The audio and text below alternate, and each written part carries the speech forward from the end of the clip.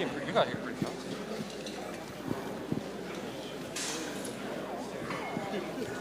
Well, first of all, I sincerely, and I mean this as sincerely as I can say it, thank you for coming tonight. We really appreciate this. And I have to tell you, I don't know how many of you, this is your first time coming to this school, but I am a bit awestruck. You know, I had no idea what to expect tonight. We thought, we're going to have it in a school cafeteria, and I had in my mind something very different. And this is absolutely beautiful. So we want to make it worth your while. We're going to be here till 9 o'clock tonight. We're really counting on hearing from you. And most of this program is going to be about that kind of Q&A and that kind of exchange. I'm very proud of this team. This is our cabinet. We brought them. They're all here tonight. There's a lot of expertise behind me. You're going to hear who they are. I'm going to have them introduce themselves in a moment. I felt that that was the best way possible to answer as meaningfully as possible any questions you have about any topic. And just please know that we came here tonight ready to answer every topic that you want to speak about.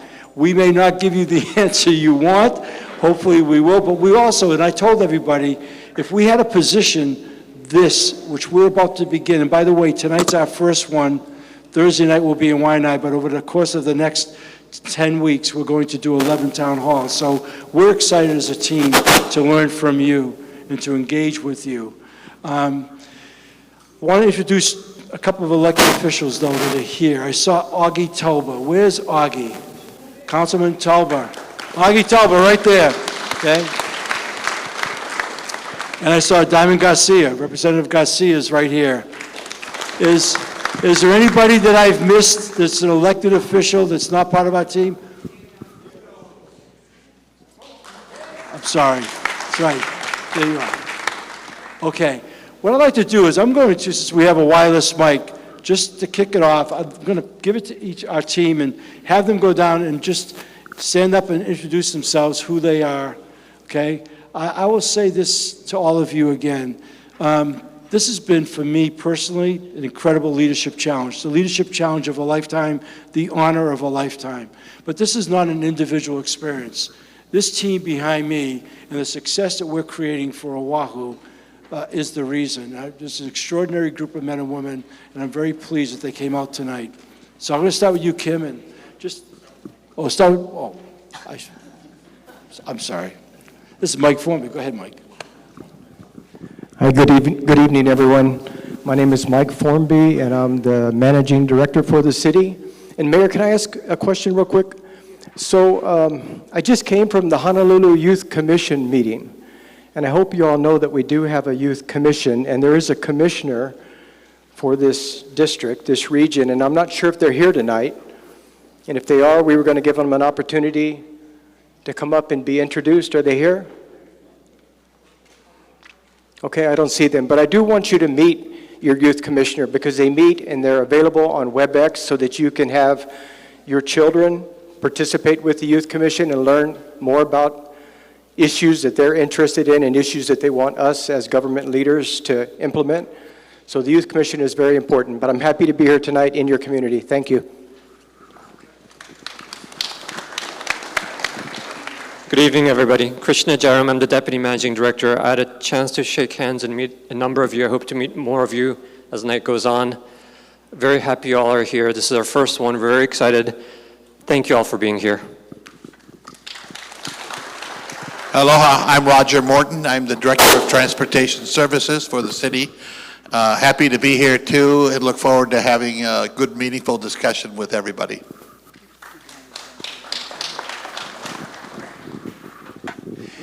Good evening. My name is Roger Babcock. I'm Director of the Department of Environmental Services. We take care of wastewater and refuse.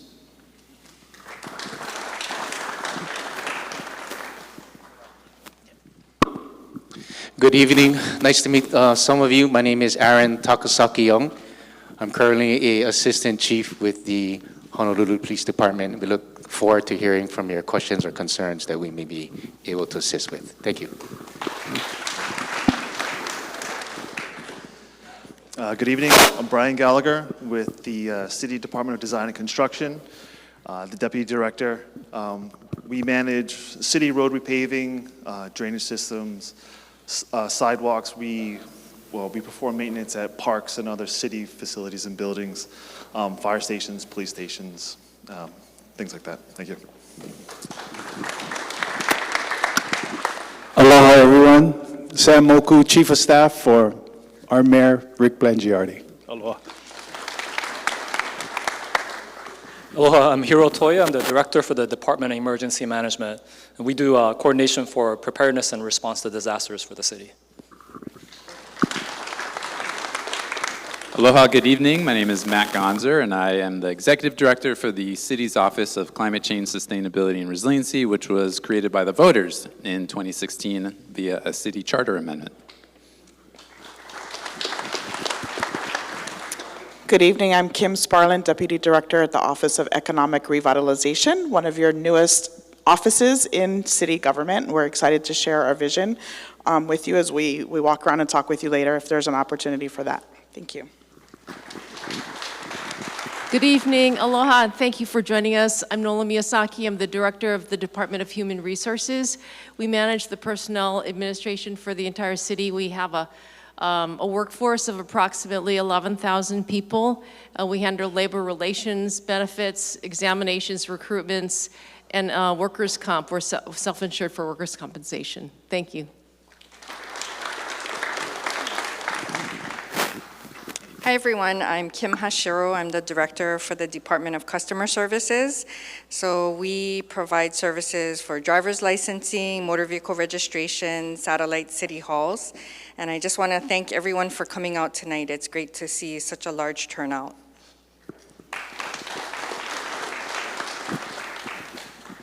Good evening, Lori Kahikina, Executive Director and CEO of HEART. The trains that you see running back and forth, and as Mayor says, we're going to be opening in July of this year. Thank you. Hi, aloha. I'm Rick Keene. I'm the Deputy Director at HEART. Thank you for being here tonight. Good evening, Tracy Kubota, Deputy Director, Department of Enterprise Services. So we have the Honolulu Zoo, the Waikiki Shell, Neil Blaisdell Center, golf courses, including West Loch and ʻEwa Villages. Glad you're here tonight. Thanks.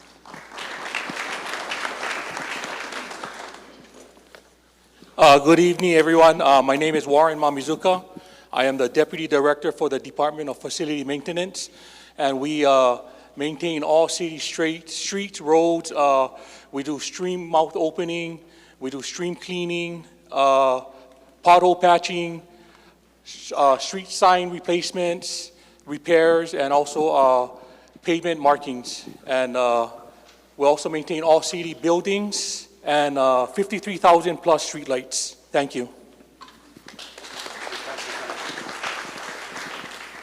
Hi, aloha kako. My name is Kehau Pu'u. I'm the Deputy Director of the Department of Parks and Recreation under my director, Laura Thielen, who's not here with us this evening. So we manage and take care of 300 plus parks, facilities, but also all the street trees and the trees you see in the city parks, as well as recreation programs, events, and so on. Mahalo. Good evening, everyone. I'm Jason Samal. I'm the Deputy Director for the Fire Department. You guys know what we do. We do everything that EMS and HPD doesn't do.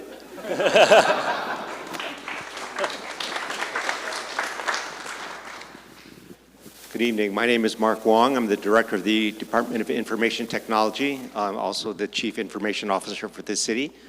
The Department of Information Technology manages the hardware and software systems for the city, as well as maintaining the communications, microwave, radio, and basically all the technology that you plug in.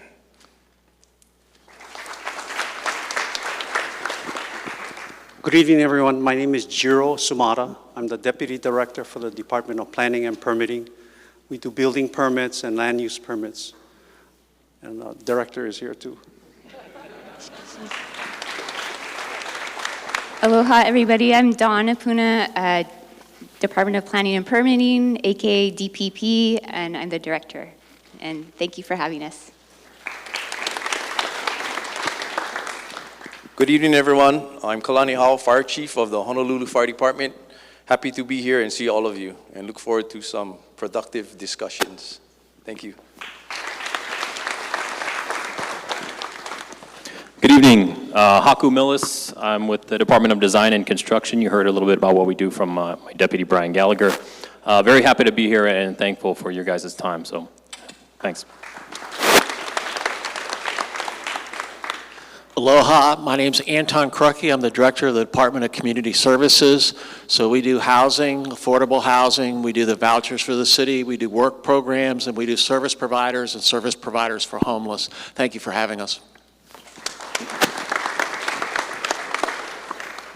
Aloha, everybody. I'm Ted Burke. I'm the Early Childhood Resource Coordinator, new position coordinating early childhood resources across the city with the state, federal, private, and I'm with DCS.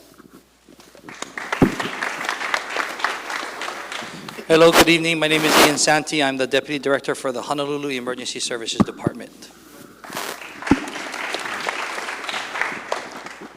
Good evening. My name is Andy Kawano. I'm the Director of Budget and Fiscal Services. My team oversees the Real Property Tax Program, Treasury, procurement, and the accounting system, along with a few other divisions. Look forward to talking to all of you. Thank you. Aloha, my name is Jim Ireland, the Director of the Honolulu Emergency Services Department, which is ambulance, EMS, ocean safety, lifeguards, and CORE, which is the Crisis Outreach Response Program for the homeless. And nice to see you all tonight.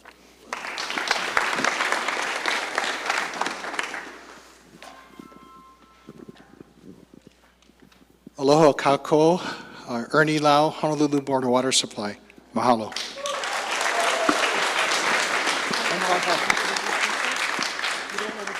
And this young man here in the red shirt telling me what to do every second is our Director of Communications, Scott Humber. All right, so there you have it. I'm really proud. And as I said, we really want to hear from you.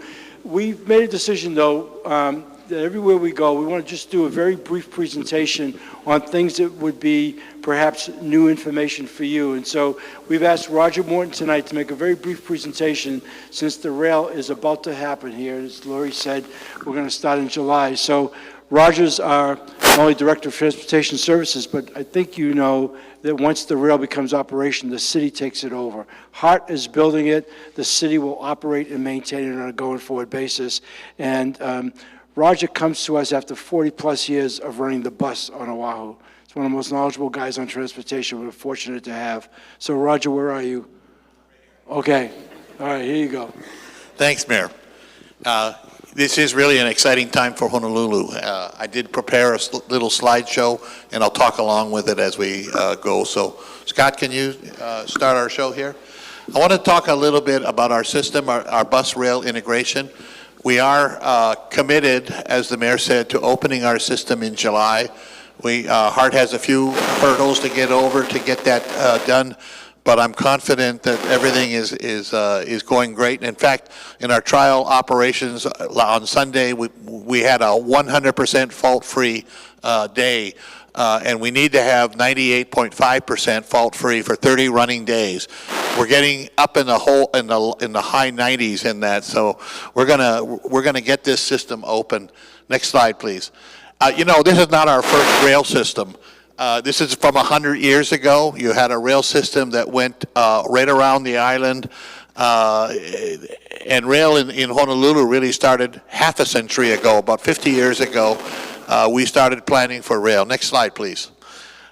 I want to give you some updates on our new rail system and how we are going to be evolving that with the bus system, and a timeline for you folks too. Next slide. So just nothing but the facts. What we're opening in July is 10 miles of rail between East Kapolei and Aloha Stadium. We have 9 stations along the right-of-way, including East Kapolei, UH West Oʻahu, Ho'opili, West Lock, Waipahu, Leeward Community College, Pearl Highlands, Pearl Ridge, and Aloha Stadium. Our trains will be operating every 10 minutes, so you don't really need a schedule. You just go out and get on a train. We have 5 bus transit centers planned.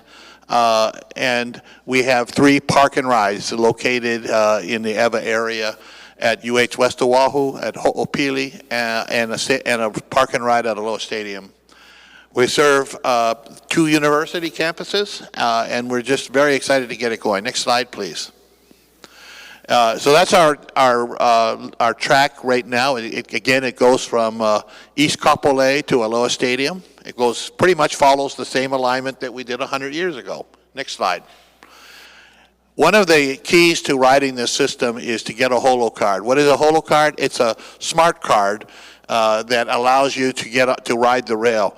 The smart card, we're going to make them available as part of our promotion again when we start opening rail, and it is allow you to transfer freely between bus and rail. We're not planning on having separate fares for rail. It's all one unified integrated system. So if you start your journey on rail and end it on a bus, it's all one fare. If you start your journey on a bus, end it on a rail, it's all one fare. If you start your journey on a bus, take the rail, take a bus, it's all one fare. That's what we do. We have some special features that we're really first in the country for on this. You can buy a bus pass or a transit pass, or you can just put money on your card, and once you reach the level of the monthly charge, the rest of the month will be free. We call that the best fare option. Next slide. So evolving our bus system, we are going to be adjusting our bus routes that they connect with rail in several places. This is showing our ʻEwa side system right here. Next slide. This is our Waipahu section of how our bus system will link to rail. Next slide. This is Pearl City area, and as you can see, the bus system is transforming itself from a line haul system to a feeder bus system. Next slide. From our Halava station, which is really the end of the line for now, we're going to be providing a complimentary 10-minute bus service, an express bus service into town.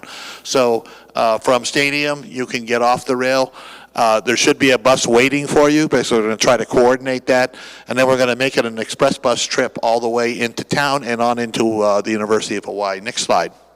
So that's the end of my show. I'm happy to answer questions, but I think that that we're going to answer all questions after presentations. So mahalo, guys.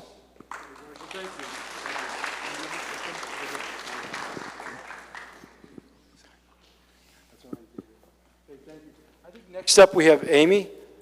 I'm looking at you, Kim, but Amy's here? Oh, Christian's here. Okay, I'm sorry. Everybody, just want to give you a quick update. Villages of Kapolei. So back in the late 80s, the state was the master developer for 888 acres in the ʻEwa Plain. And this was for residential, but they also were developers for the infrastructure, roads, sewers, drainage. And that infrastructure was always meant to come to the city at some point. And there's been some challenges getting that infrastructure over to the city. But last September, we signed an MOA with the state. So we're going to be starting to take over responsibility for maintenance of an infrastructure in advance of it coming over to the city. And so I know we do have a lot of our state colleagues here. So we are committed to getting this done. We're committed to starting maintenance on this infrastructure this year. And so for our state colleagues who are out here, we will be working very closely with HHFDC. So that's what I wanted to share with all of you for Villages of Kapolei. Thank you.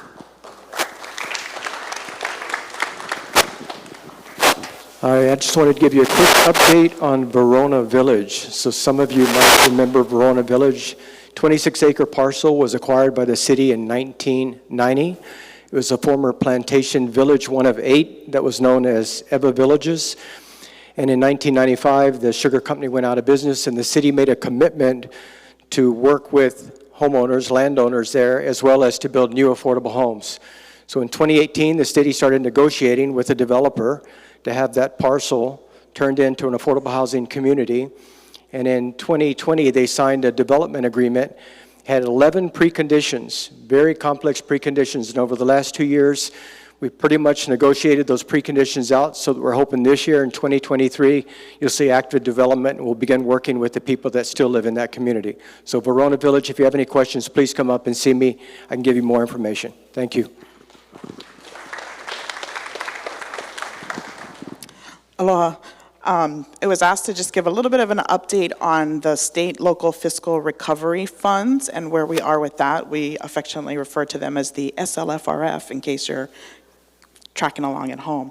The city was given $386 million by the federal government. That was our allotment directly. Didn't have to go through the state, it came to us. Comes down in 2 tranches, so just wanted to give you an idea of where that stands. So nearly 40% of that, so about $113 million, has gone to community support programs like the rental utility relief that I'm proud that our office facilitates through 2 contractors, the Council for Native Hawaiian Advancement and Catholic Charities. Funding for grants and nonprofits that Department of Community Services is facilitating, and grant monies for Oʻahu small businesses that again is in our shop. And these are for small businesses that were not eligible for other pandemic money. So you may have heard about some of the other federal programs out there. And we really wanted to help those that just fell through the gap. And so that's what that money is for.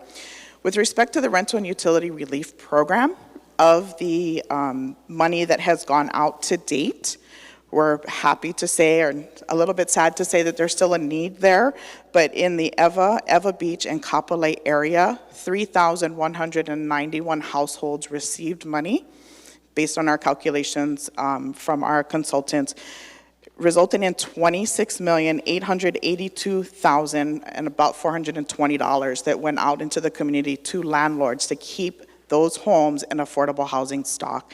So we're really proud of that program. Another 25% of the funding has been dedicated to economic development in the areas of affordable housing, training for workforce for good paying jobs, and youth development programs. This includes the largest acquisition that the city has made for an affordable housing unit, and that's the what was formerly the Tokai University. It's the Waikiki Vista down on Alawai.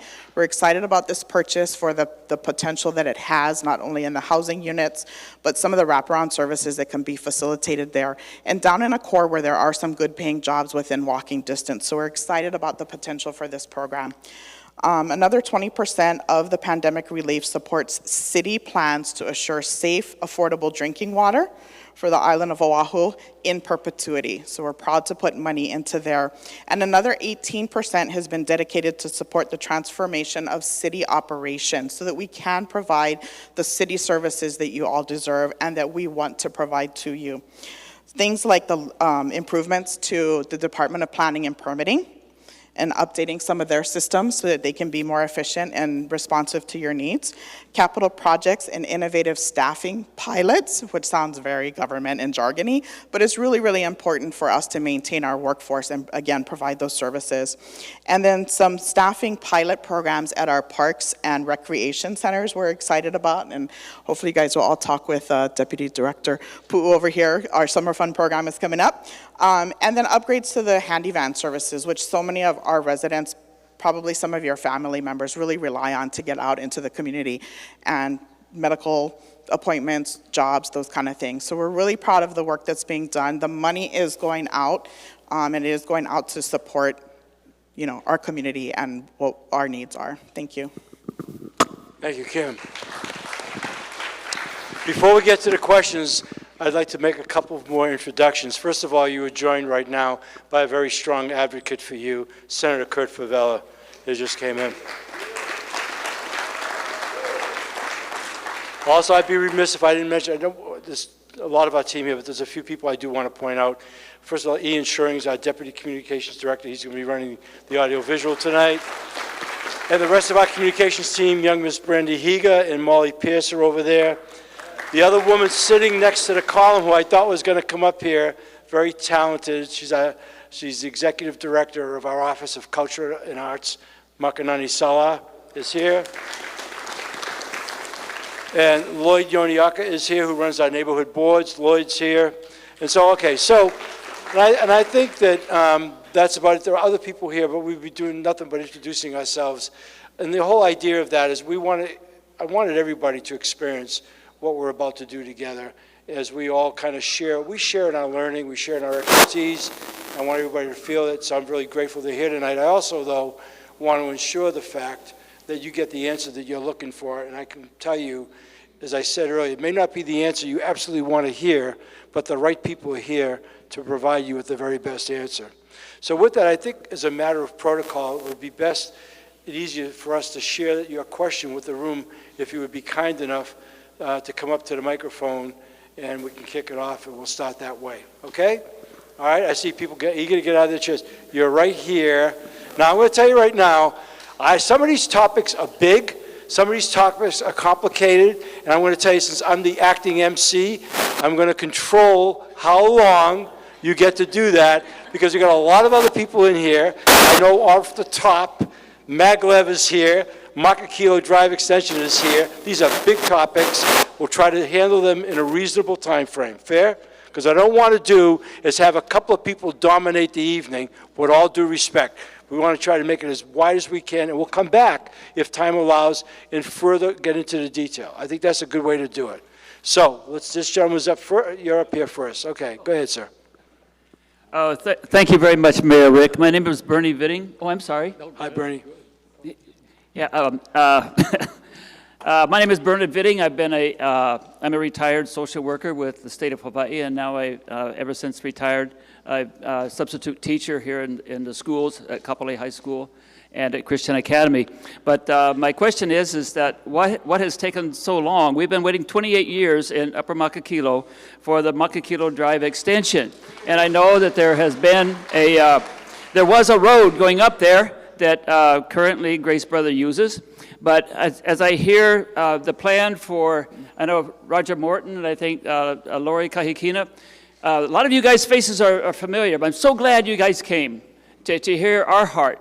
But, you know, that drive, you know, having that open would enable us to not only get home earlier, but I can envision the bus line going around, making a circle, coming down Makakilo Drive, and it's right there at the West Oʻahu train station, and then coming home, just loop, and it'll be so much easier. Yep. But I also see the potential for opening up additional housing, and I just would like to know what's taken so long. Is it really that expensive to make it, you know, usable? Okay. We'll try to give you that answer. I'm going to ask Mike Form, because he and I have talked a lot about this. Mike, you want to take that on, and then anybody else we have on the team? I'll just start, and then I'll let Roger Morton, I think, give a current update. Back when I was the director of the Department of Transportation Services, we actually let the design contract out for the Makakilo Drive extension, and we did it in 2 parts. And we actually had to go back because the first design came back so expensive. I mean, I think at that point, it had an 800-foot bridge on it to get through some of the gullies. And so we went back to redesign it. And I'll have Roger Morton update you. We know that the community is very much interested in the build-out. And I think most of you are familiar with AMPO, which is our Metropolitan Planning Organization, which has both state legislators, council members, and departmental representatives. And if we're going to use federal funds, which we do need to use federal funds for that project, you have to get it prioritized by AMPO. And that's the challenge. You've got to work with the members of AMPO and get them to prioritize that project. Otherwise, it never moves to the top of the list to actually end up in an appropriation and in the budget. So we're happy to talk to you about that. I think Roger Morton, who's on AMPO, can give you more details about that. But we would like to meet with you individually to learn more about maybe stuff you know that we don't know, and we're happy to hear from you on this issue. Thank you, Mike. This is not the easiest issue that we have on trying to figure out this. So let's take a look at, we did do a design study for the road. As Mike had said, the initial design was to build a bridge down over a gulch. That was exceptionally expensive, and a second design involved filling in the gulch and ramping down on the road to do that. That design, if I recall, about 5 or 6 years ago, was estimated at construction at $60 million. But that 60 million did not include things like inspection. It didn't include a real property acquisition or any property acquisition. As you know, the road at the bottom is owned by a cement company, and the access to the road would be, through the top, and there would be property acquisition that would be required for us to do that. There's 20,000 people on Makakilo. I hear what you're saying, that it seems pretty obvious that why wouldn't we just build another outlet on it coming down toward the interchange at the bottom. But when you look at the challenges that are there, one of the challenges is that when you start on Makakilo Drive now, it's a 6-lane wide road. It goes down to a 4-lane wide road with good median strips, good left turn bays, not much access to the road from driveways. But for whatever reason, when the roadway was extended and later on, what you end up with is a 2-lane road at the top with parking on one side, driveway access on the other, and no easy way to get down. Now, I've driven up the mountain. I've driven up on the dirt road in my car, so I know it. There's that there are ways to get up there. But once you get up on that road, you're in a cul-de-sac neighborhood, and so engineering it will not be an easy thing. Having said that, if the community wants to get it back, how do we get it back? As Mike said, there is a process at UMPO, and let me explain the process a little bit, just so everybody understands.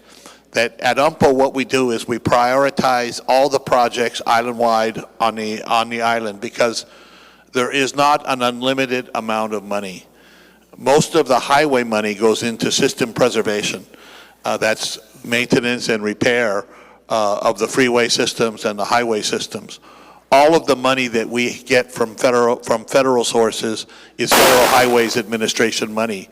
All of that money flows through the state of Hawaii, doesn't flow through DTS.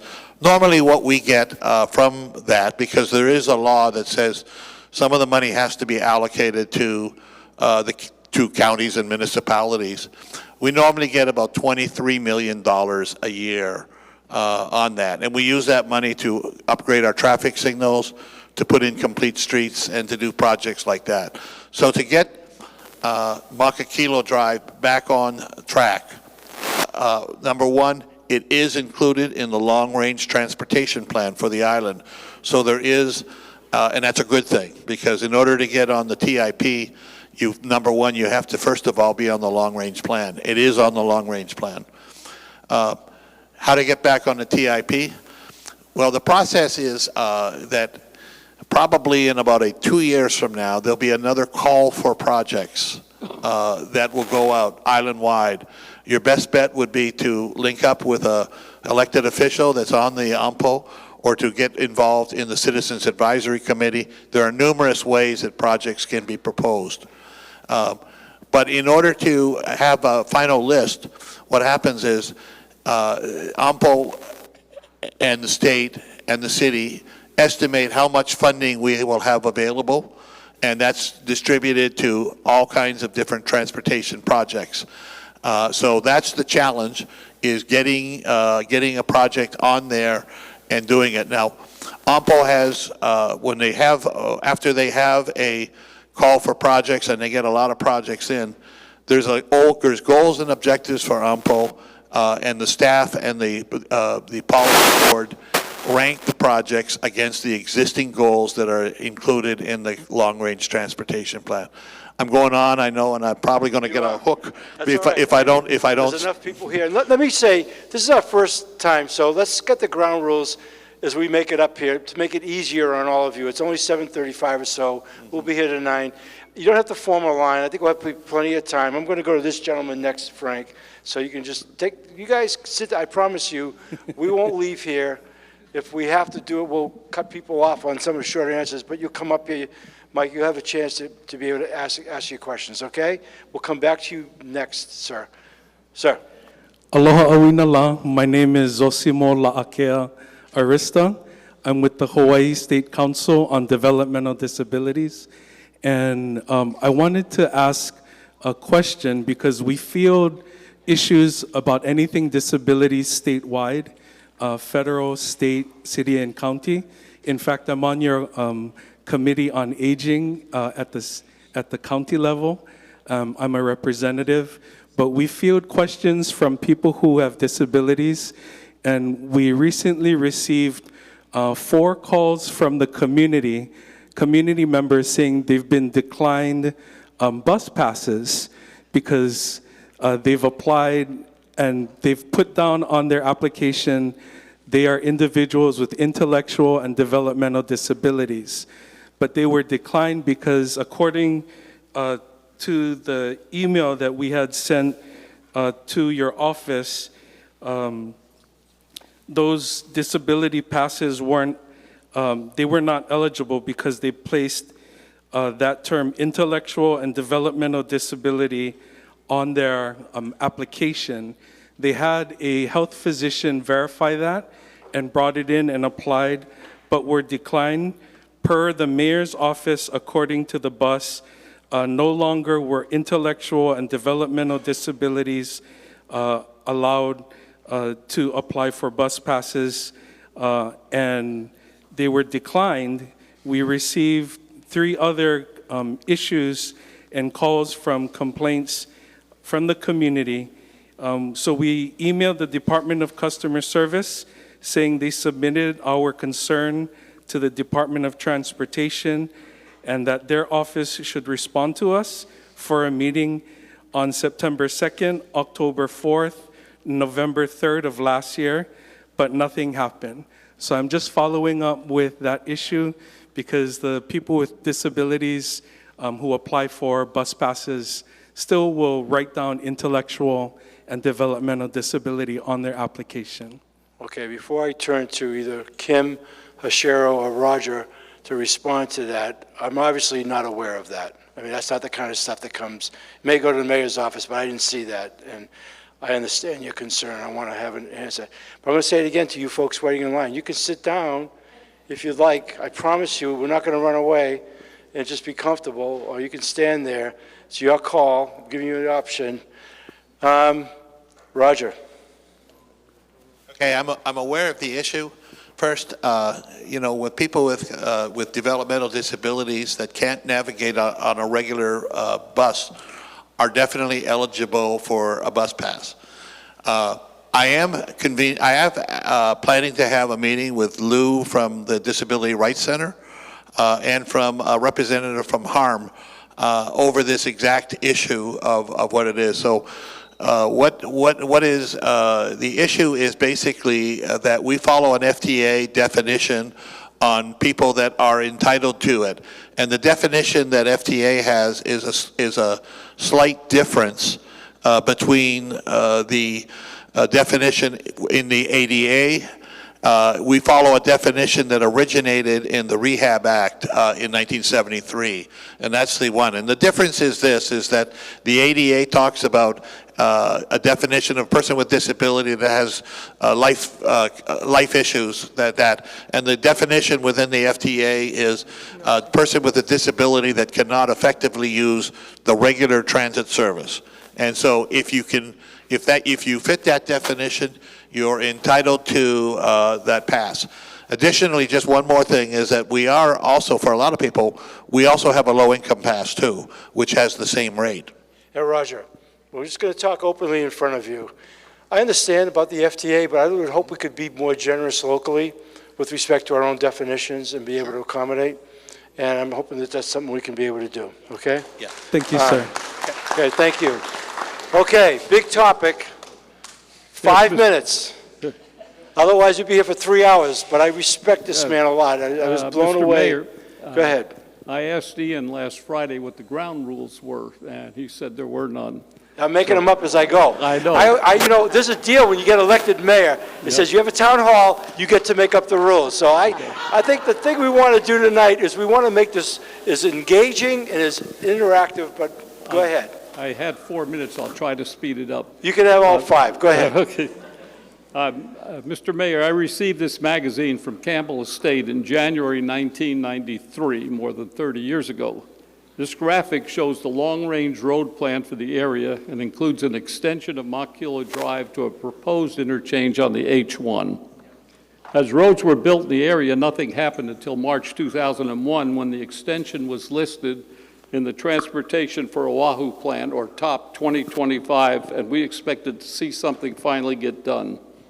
Many of the roads shown in the magazine, which were not even listed in the top, have now already been completed, but the drive remains incomplete.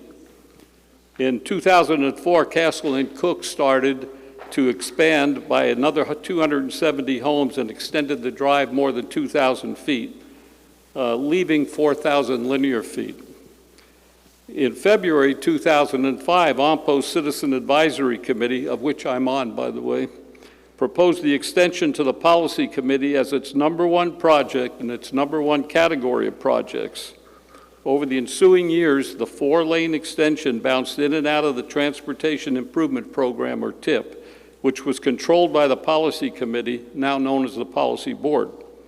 Local residents took part in planning sessions overseen by DTS in 7 and 8, with DTS planners projecting an environmental assessment for November 2008, final plan in January 2009, design start in May, with groundbreaking planned for 2011 and construction to last 2 years. In January 2010, more than 13 years ago, the state DOT completed the Kualakai interchange for the H1 while we still have dirt, and commuters are taking anywhere from 2 to 10 miles longer on their commute depending where they are in the hill. There was a screen line count taken above Palai. The first light that same year, 2010, showed more than 16,000 vehicles going each way on the drive.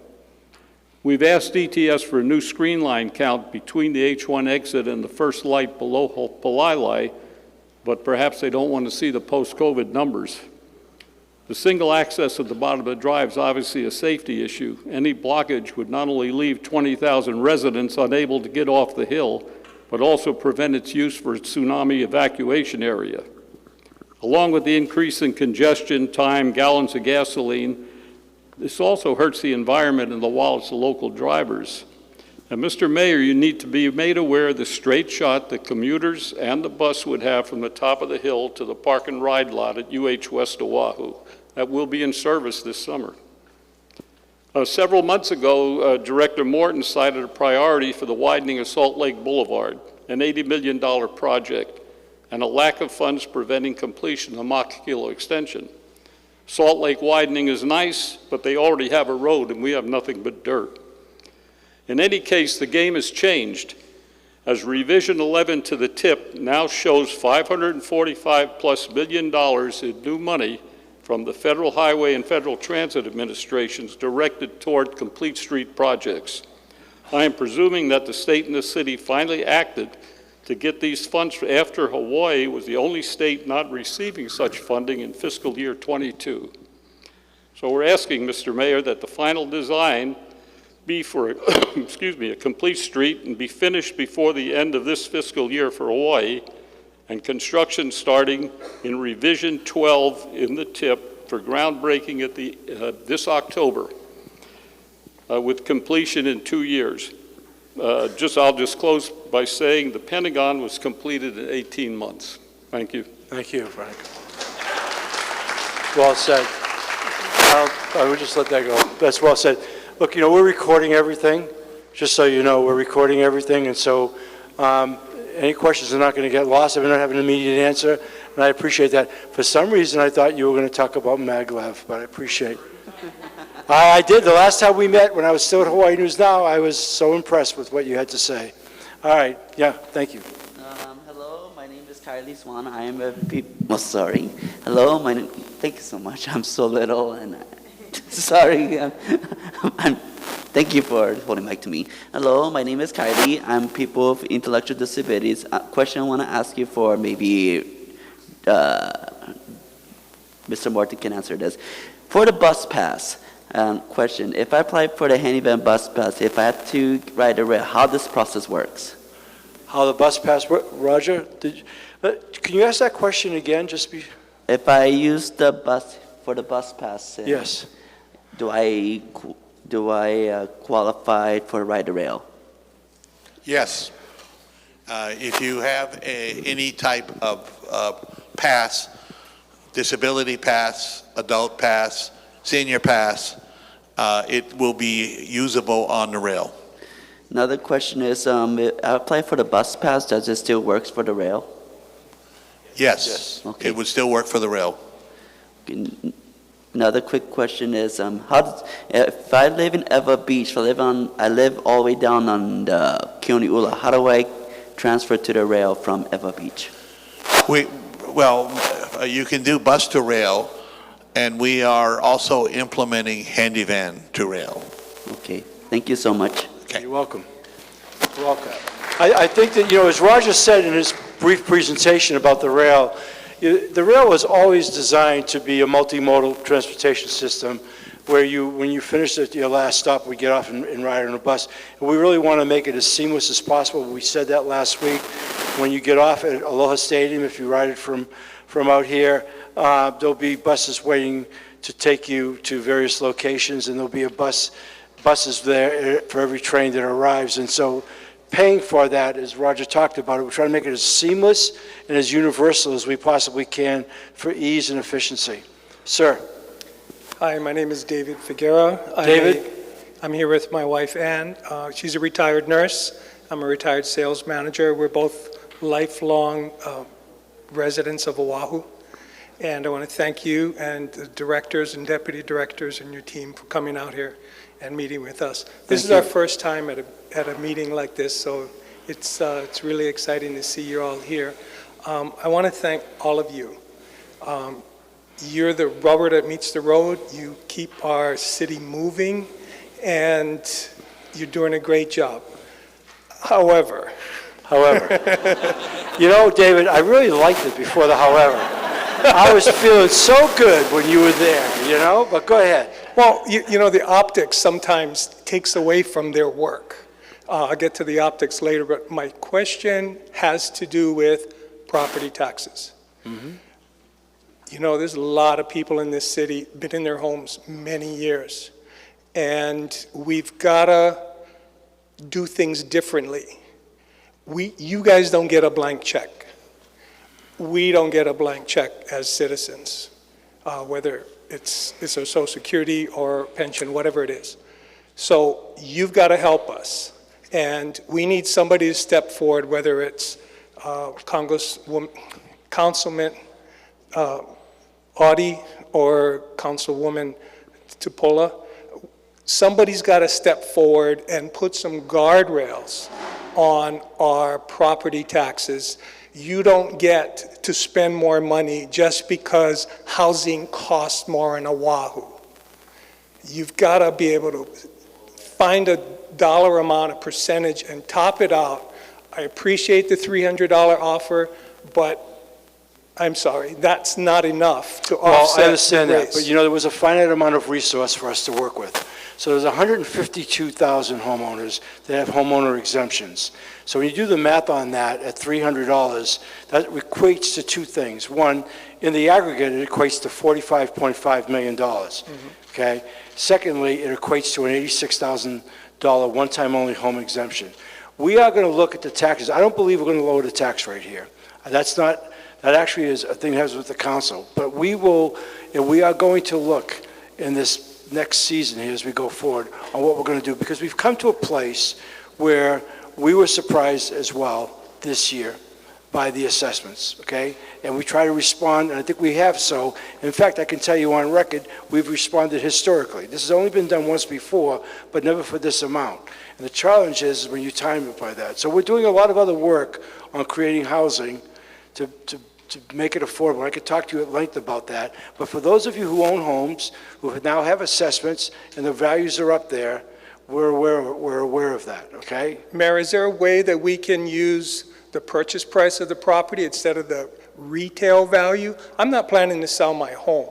Yeah. My home I bought 31 years ago. And David, I want to tell you this, we don't want to drive people out of their homes. The whole idea here is to keep people in their houses, because we already have 22,000 home shortage that we're trying to figure out how we can take a big bite out of that to keep people here, stop the out-migration, right? And the young people coming up and what can they afford? So I hear you. We're going to look at a lot of different things and what's possible. I'm not a tax guy. Andy, I don't know if you want to say anything here, and I'm not going to say anything wrong. I can only tell you that I don't think we're going to lower, we're not going to lower tax rates. Just I want to take that off the table because the tax rate is set differently. But we'll take a look at what, there's some other things that we might be able to do. Good. Andy? Andy. Thank you. Thank you for your question. Yeah, we are looking at different things beyond the one-time tax credit that you've been talking about with Mayor. We're going to look at increasing the homeowners exemption. And for our tax program that has been developed over many, many years, we also are going to look at the lower income tax credit.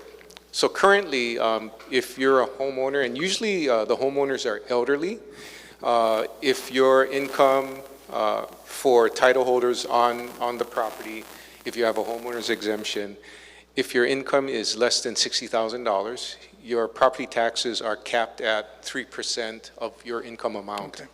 So that helps, and we're going to look at increasing that income limit as well, so that you know, we can provide more relief to more taxpayers. So currently, for the low-income tax credit, nearly 4,000 homeowners file for the tax credit. About 3,500 qualify. The 500 that don't qualify typically don't qualify because their income is too high. But we give back about $5.5 million in the aggregate to those people that file for those tax credits. So we're looking at different things, and we're even going to evaluate an empty homes tax. We're going to do a study to determine what it will take to administer such a program properly. Okay. Last thing, the optics. Go ahead, David. I love what you guys are doing. You're working hard for the city. Born and raised here, we used to be able to cut the grass on our streets and highways. Come on, guys. Find a way to make it seem like you're spending my money well. Thank Well, you. you know, one thing on that, on the optics, and I'm not passing the buck on anybody, but David, you don't know what state and what city, and we're doing our best at the city level. But I want to say one other thing on the tax relief. Now, look, this is not an excuse. We've been in office for 2 years and 2 months.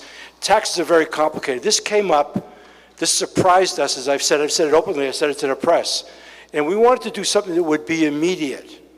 You know, what Andy's talking about, and when you start talking about changing taxes and whatever, as I've learned, it's a very complicated situation, but it's up to us as a leadership team to put forth those ideas. That's going to take time. But as soon as we recognized that was going to take time, my question was, our plan was, what can we do that's immediate? So, you know, $300, $86,000 home exemption. What we really like about the beauty of that plan is it's across the board and it's even. So the people who have lower priced homes are going to have a greater benefit, if you will, because the impact to them will be less. And that's what we were looking to do across the board. So I hear you. Thank you, Mayor.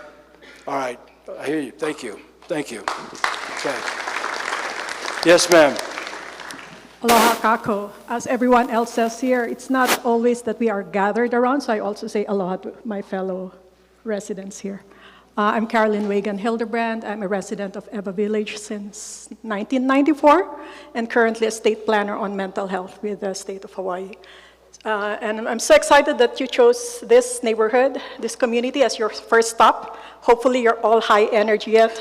And I see Mr. Ganser, who of course, Mr. Tree, I always call him the Mr. Tree guy. Anyway, there's so many things to say. I'll say two things first, preface it with this. We are a growing community. I mean, we're growing in extra diversity, we're growing in numbers. So what that means is that the community is trying to really know itself. So please, if we don't seem like we are connecting, please try to reach out like you reach out today, that if you reach out in other communities for 1 mile, please try to reach out to us for 5 miles. Because we have to work together, we also have to learn how to work together. And I'll preface it that way.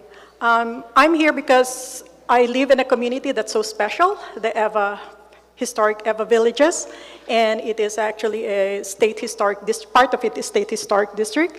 And also it's actually the home of so many affordable housing projects that the city started. Lori here, myself, went to that community because of its affordable housing project. But the questions I'd like to raise is because one of the things that has always been the community has always been interested is the plantation manager's house. It's a blight right now. I mean, all the other places looks pretty, the one is not.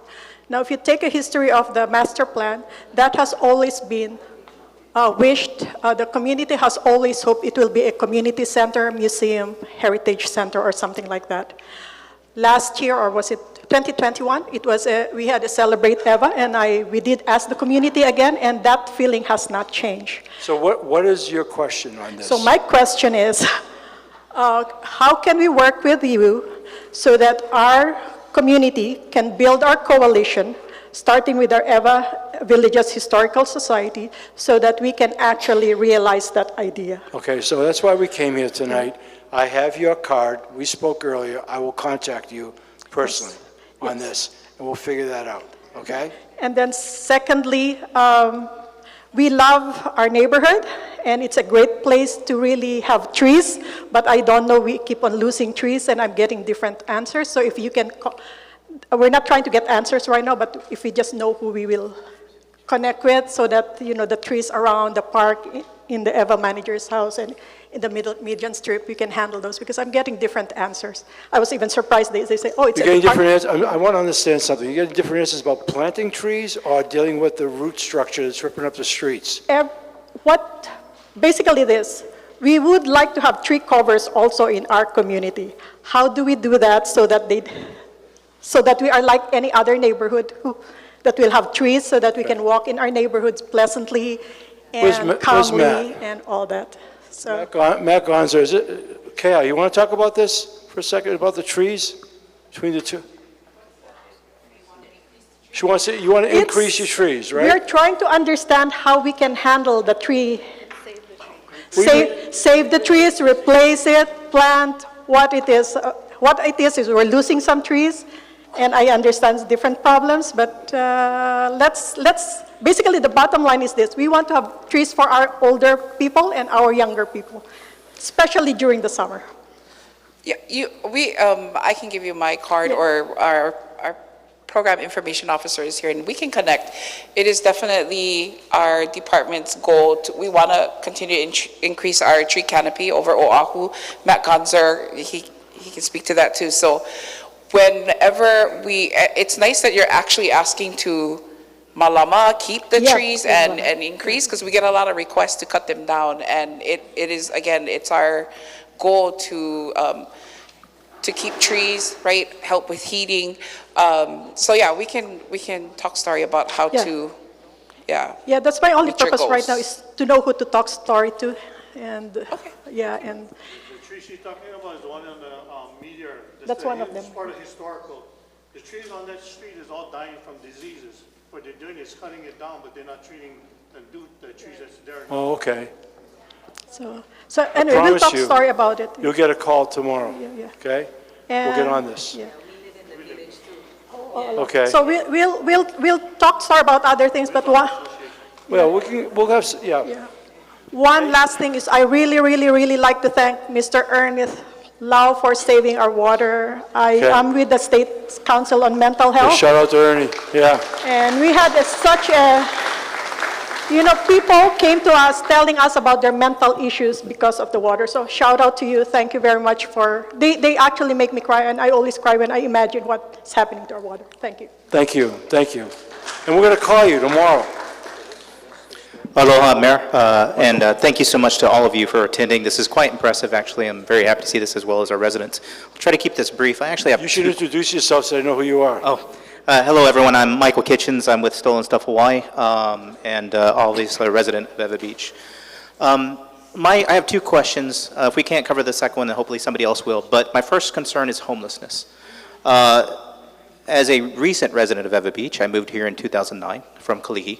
I am used to seeing homelessness in our areas. However, there has been a massive increase in the ʻEwa Beach.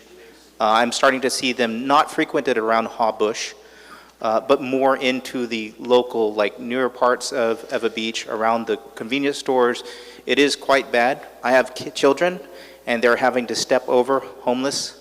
Just today, across from KFC, there was a homeless man sleeping on the sidewalk, which I saw kids have to go around. There was one in KFC sleeping in the bushes.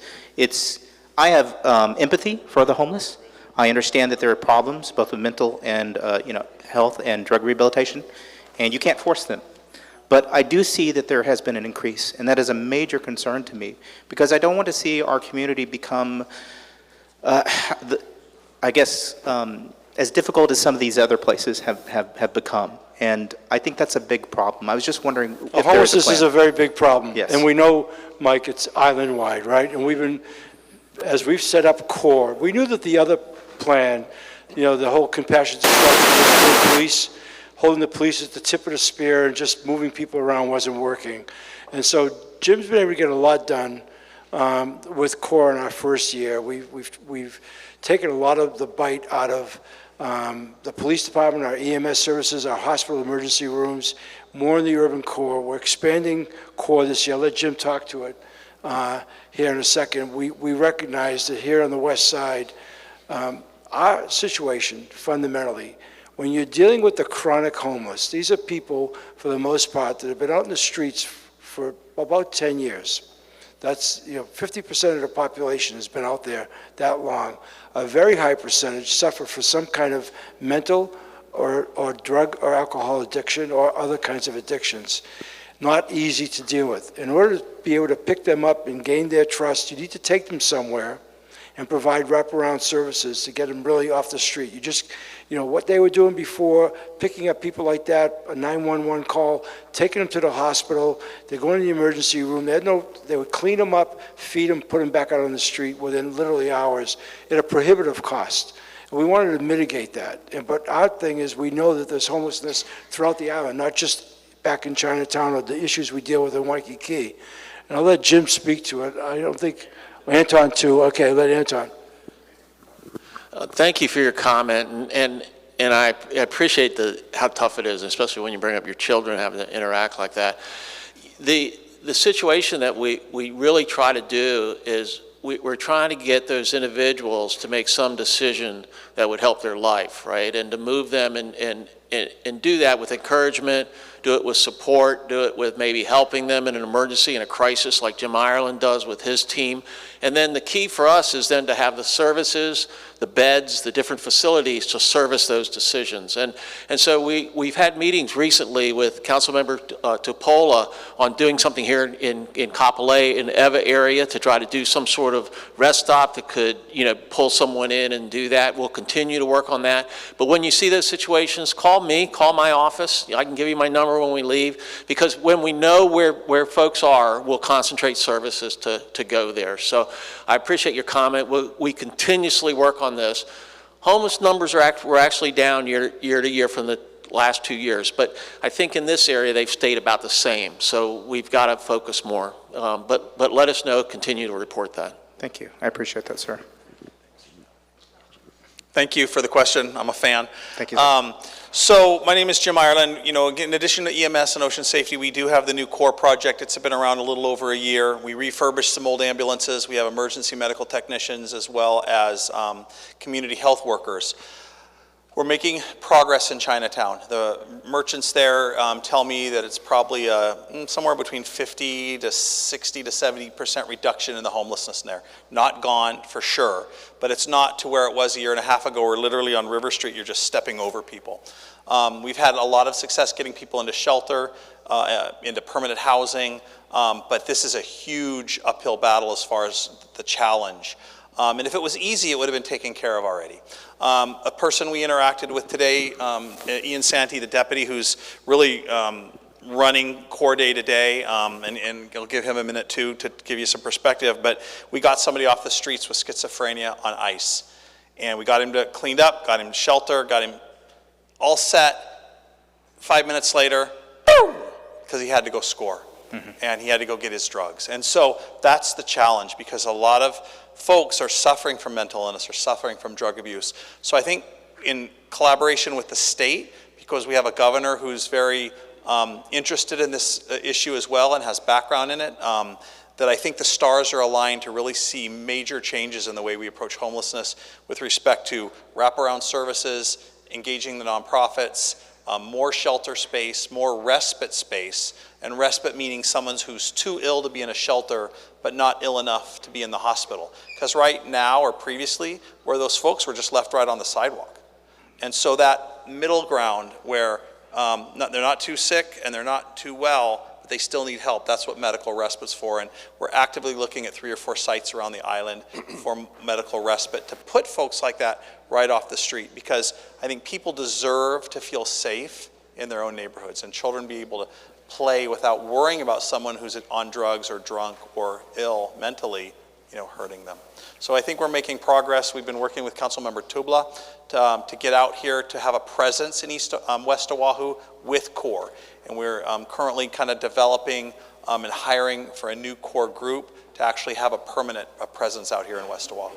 Thank you. Thank you, Jim. If we get anything done tonight, and we got an hour left, it's hopefully to impress upon you that we're not looking at the west side as far out on the west side, okay? And we realize that there's homeless issues out here. And so irrespective of anything we're doing in the urban core, our focus is out here. In fact, we're doing an awful lot for the west side. So please know, as Jim just said, and as Anton said, help us help you and call things to our attention specifically. We'll get people out here. Just know that, okay? Okay, I'll hold my last question, but if anybody else is going to cover fireworks in our community, but we'll come back to that. All right, good. All right, thank you, Mike. Thank you, Mr. Mayor, for coming out to the west side, as you mentioned. Hope the traffic wasn't too bad for you and some of your team that's probably never been out to our area. Well, I don't know about that. I don't know about that. I Give me talked some to a credit. couple of them, and they said... Did you introduce yourself? Not yet, sir. Okay. My name's Edward Riglowitz. I'm a homeowner since 1985 in Makakilo. Not Kapolei City, not Second City, Makakilo. I have 2 major concerns, and we've talked about one of them already, but I would like to just reiterate something regarding Makakilo Drive to the interchange. Part of the justification for this interchange was for the inclusion of Makakilo Drive. This is apparently a 4,000 linear feet extension. For years, promises were made and broken regarding this. Mr. Frank Gennaro spoke eloquently and accurately regarding this history of this project. Facts that can be checked by your staff. No, I'm not disputing what Frank said. Okay. I know better. Okay. You're right. All right. Nor do I. Mr. Mayor, now that the funds are available that Frank mentioned, why not step up today, right now, and commit on the record you will support and do everything possible to have this project completed? Completed in the next 2 years. Wouldn't that be a wonderful accomplishment for you and your team? This would be just a very small measure showing some of us here on the west side you care and are willing to stick your neck out. Well, I don't think it's a small measure, number 1. It's gone on for decades, number 2. Number 3, it's very costly. Number 4, you had a number of people tell you how complicated it is and what has to happen, okay? So, in all due respect, all right, I wish I could say that. Done deal. Like I told this young lady, we'll call you tomorrow about the trees. We can handle that. This is a little bit different. In all fairness, David, this is a little bit different. And we heard similar rhetoric for many years from some of your staff members. You don't hear it members. from me tonight. You're not hearing that from me tonight. So I want to be really clear with you. We said at the outset, you may not hear what you want to hear, but we're going to be straight with you. We are going to be straight with you. And if I tell you we're going to do something, we will. And I appreciate that, sir. I challenge you and some of your team members to come up to Makakilo Drive and see exactly what the issue is. Yeah, I'd like to do that. In fact, and we'd be more than happy to meet you and some of your team members. You tell you what, that's what I will do. I'll make that commitment to you before we leave here. I'll give you my card with my cell phone. I will come out and personally do that with you. That would be fantastic. Okay, the second issue is homelessness in the Kapolei and Makakilo area. We talked a little bit about this in ʻEwa. We have continuous situations of people living on the public sidewalks, of people living in our parks, even right in front of our Kapolei police station. When I asked HPD why this is allowed at a neighborhood board meeting, the response was, there is no sit-lie ban for Kapolei that they could enforce. And that was the comment from one of the officers at the meeting. Is there's any way that an ordinance can be extended, or this existing ordinance for like Waikiki, for our area in the Kapolei, for sit, ban, lie? Chief, anything you want to say about that? Okay. Yeah, we give you the core hotline, number one, which we'll do.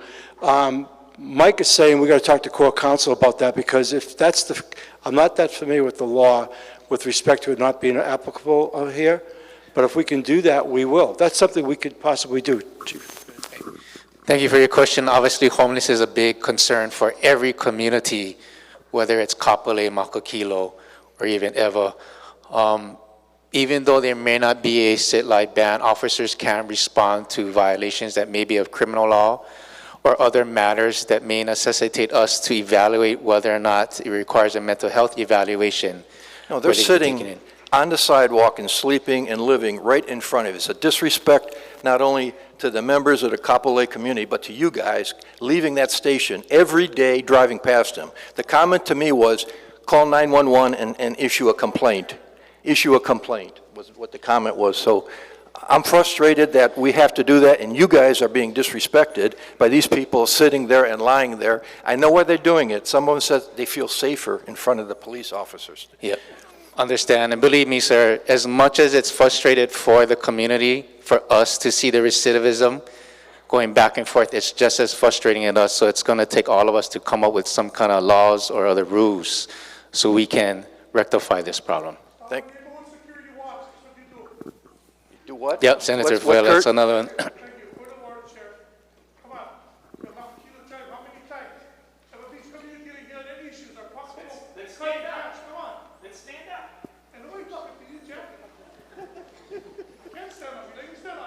We can talk more about this, sir. Thank you for your assistance. Thank No you, problem. Mr. Mayor. I'll be sure we get you the core hotline too, okay? Excuse me? Need a moderator?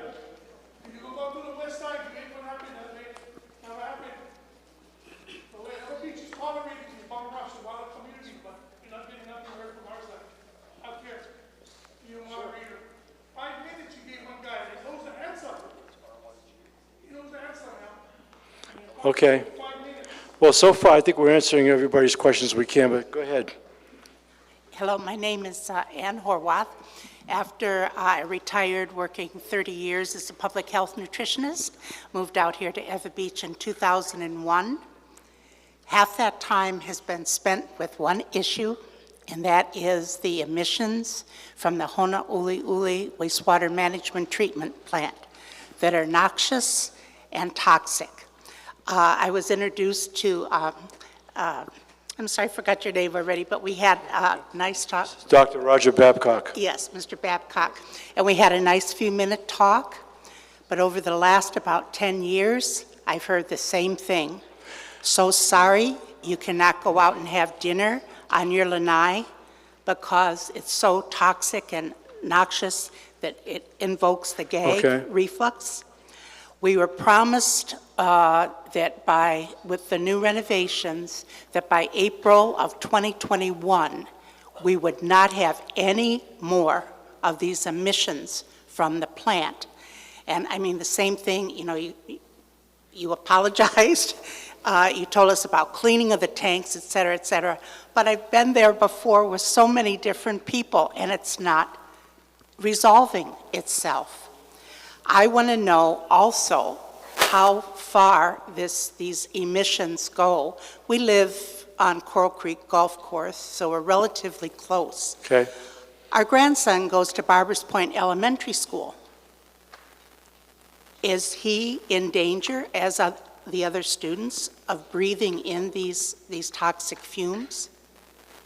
Okay. How about the school All right, here we hear when your the question. students are outside? I want to ask Dr. Babcock to respond.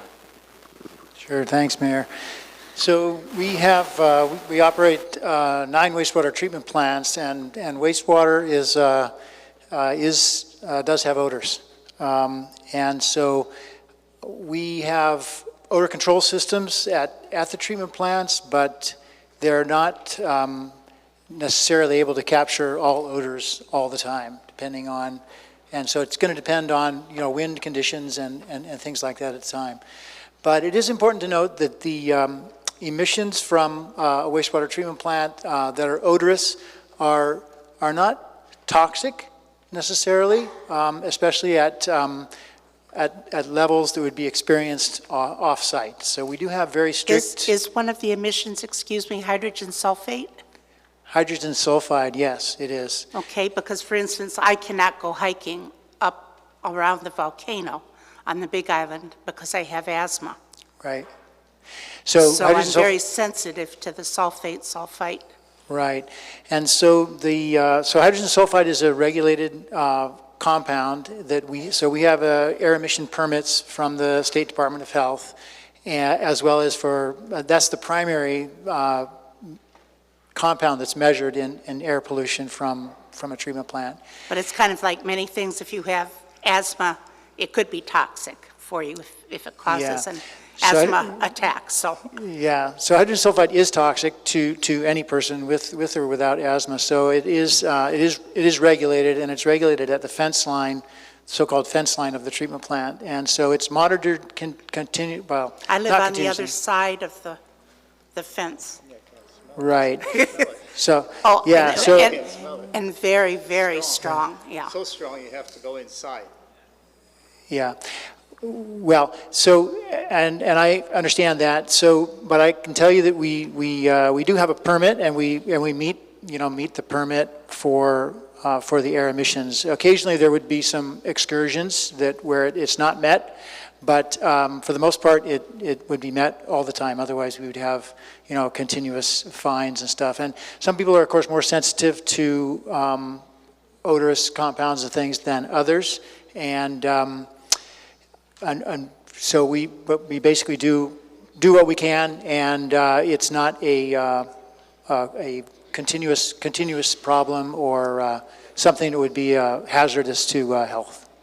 I'm sorry. There's a recent article in a tech journal about wastewater management treatment plants across the nation and methane gas. Now, are we in compliance with that?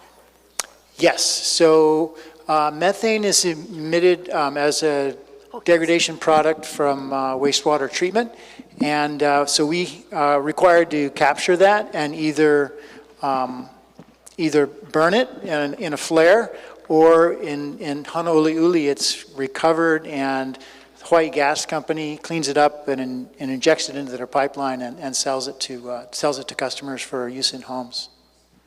So when we smell this, you're saying that it is a danger. That's why we smell it. No, not necessarily. Is there a danger is what I want to know. We've got a number of kids. We've got people with asthma. We have older people there. And it's the same thing that's happened in Red Hill. They say no. But we find out later on, hey, wait a minute. I'm emitting these gases into the community. I would say no. So you're saying there's no threat? Correct. Thank you. All right. Yes, ma'am. I'm Blangiardi Amin, Mayor. My name is Agnes Malate. I'm the coordinator of the ʻEwa Clean and Green Patrol. The coordinator of ʻEwa? ʻEwa Clean and Green Patrol. Clean and Green Patrol. Yeah, okay. We established ourselves in 1999 to clean up Varona Village. It's at the end of Renton Road by the railroad station, a stone's throw away from Kamakana Ali'i. And I'm here today representing the elders who cannot be here. Many have, a number of them have passed away. My parents still live there. I grew up in Varona. So it's the village that has been left behind in the redevelopment of the ʻEwa villages. And I was fortunate today to meet some of your staff. They actually approached me, so I thank you. for coming to me, and they said I can pursue my issue with them, but I would like to share this issue with the community and to your staff because I think it's very relevant. There was a report on the Varona Village. 10 years ago, in 2013, a resolution was introduced to redevelop the village. It was introduced by then Council Member Pine and the late Senator Ron Menor. 10 years now, it's still, I understand there's a few items left that has to be resolved. I think that Mike addressed that. I think we're down to one thing. We're down to one thing on Varona Village. And this so, was promised 30 years ago. Right. Finally, exactly. So my concern is there has not been transparency. I've communicated this at council meetings when we were talking about the redevelopment agreement. And I raised this, it's on the record. Many of the residents there are limited English proficient, as we know with the COVID, the gaps in services and the gaps in people's accessibility to services is very lacking. And so for the record, I wanted to express how thankful I am that this is going forward, one, but I am very concerned that the last communication we got from the developer or the city was in November of 2019. And every time I raise this issue, that the residents need to be fully aware of what the plan is, I've always been dismissed. So we're not being dismissed right now. Christian, is there something you want to say? So Agnes, we spoke earlier today. Yes, we and did. So I appreciate you being here. I appreciate you raising this in front of everybody. We will get in touch with you. Thank you. And I hear you loud and clear on the English as a second language issue, as well as the sort of the financing and how to educate folks on the process. And that right. I appreciate you haven't heard from developers. We are in touch as well with as the city. So we're here tonight, you're hearing from us. Which I'm very grateful and for. I can promise you, with the prospect of creating 140 homes, which is what Varona Village is mapped out to be in the affordable category, is something that we're really very focused on. I'm very glad to hear that because many of the elders are dying. So I really do appreciate that. And on the short term, I do have a question. There's no sidewalk because the sidewalk is overgrown and there's no crosswalk. So it's very hard and then cars speed by.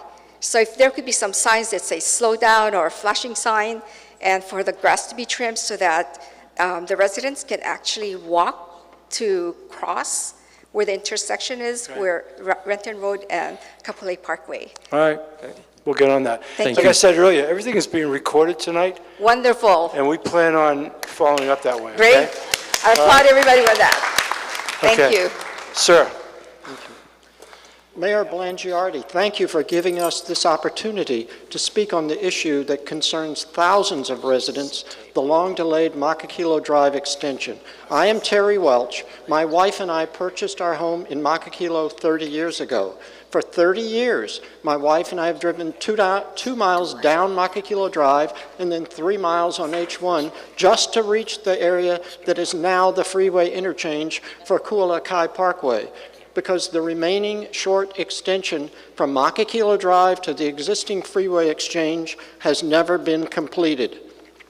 We and thousands of other residents have needlessly wasted gasoline and time driving in the wrong direction because it was the only way in and out of Makakilo. We have experienced traffic congestion and witnessed tragic pedestrian deaths along this one route. Honolulu Civil Beat ranked Makakilo as having, quote, high rates of pedestrian fatalities, close quote. And that's an understatement. We actually have seen what happened. Since that article, there have been additional heartbreaking pedestrian fatalities while attempting to cross Makakilo Drive. The Makakilo Drive extension would divide the amount of traffic between 2 routes to get to H1 freeway, greatly reducing the danger of pedestrian deaths. An additional concern is that the only emergency exit for thousands of Makakilo residents is in the direction of Campbell Industrial Park, which is the most likely source of any accidental chemical release. The Makakilo Drive extension would provide an emergency evacuation route directly to H1 freeway, away from the most likely source of an accidental chemical release. The Makakilo Drive extension would provide thousands of residents with a quick and direct route to the Honolulu Rail Station at UH West Oʻahu, instead of requiring wasteful travel in the opposite direction to reach the Hart Station. We are here tonight to ask for your help in putting the Makakilo Drive extension back on track. We're asking you for whatever action you can take as mayor. Okay. And in brief reply to the issue of Grace Pacific, the operator of the quarry, that should never be viewed as an obstacle to this extension. That should be viewed as part of the solution. Right. They expend considerable effort trying to be a good neighbor, and I think a deal could be worked out. Well, Terry, I appreciate everything you've said. I knew tonight when you walked in with the sign what your agenda would be. Frank's been up. I think, it's impressed upon all of us how important the Makakilo Drive extension is to this community. We kind of knew that coming in here, but we're hearing you. And I please, as we move forward, I don't want you to feel dismissed in this. We hear you on this, okay? Thank you. All right. Thank you, Terry. Good evening, Mr. Mayor and team. We are so pleased that you are here, and I can go on that, I won't, but just thank you for being here. Well, thank you. We've heard some very important issues being raised by people who are passionate about it.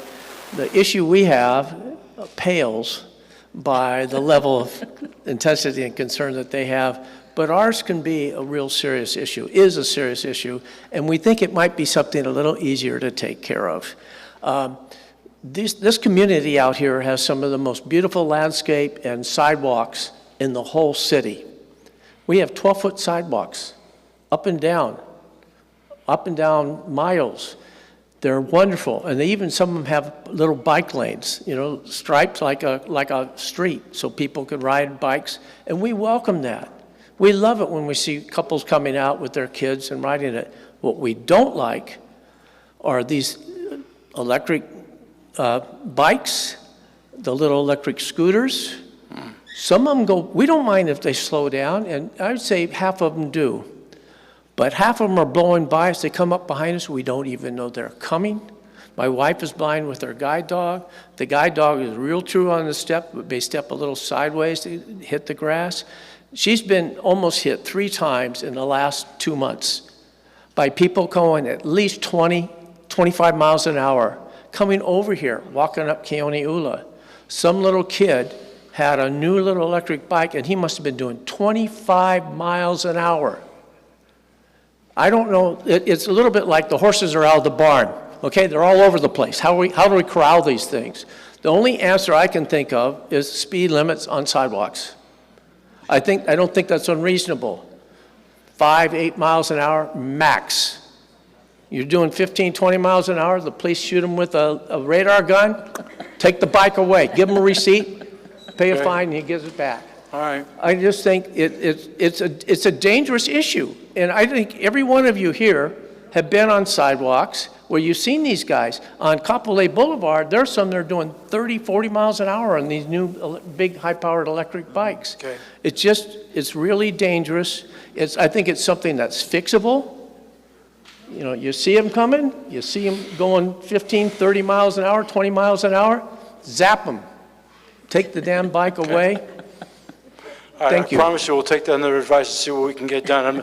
I think in the best interest of time, Roger, you want to say something? Motorized vehicles are not allowed on sidewalks. That's number one. That's what we said, yes, thank you. Nobody's doing anything about it.